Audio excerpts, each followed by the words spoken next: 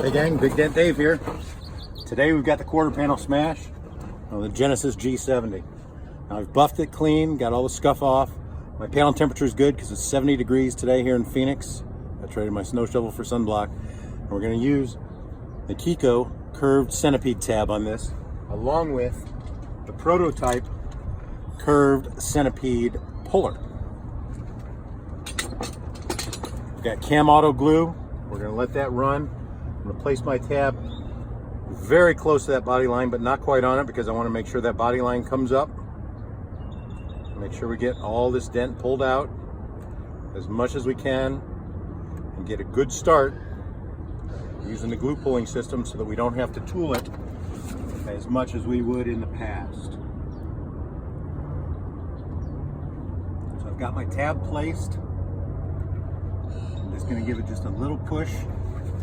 Get some of that glue out on the smooth series tabs. You create that vacuum as well as the adhesive property of the glue. And let that set up. It won't take too long. Got just the right amount of glue in. It's still just a touch tacky, you see. Let that cure up just a little bit longer. The Camauto glue is fantastic. It's got a little longer cure time. And I'm going to use the K-Bar today, and I'm going to use it as a leverage off the wheel housing, if that makes sense.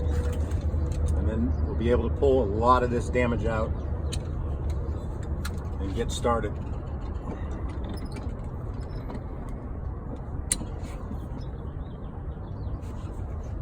So you can see as I start to watch this metal come out, I know what's happening here with that body line. And I want to make sure I get that to pull out and then stay. And again, the beautiful thing about this huge adapter, it's giving an even pull throughout the entire tab.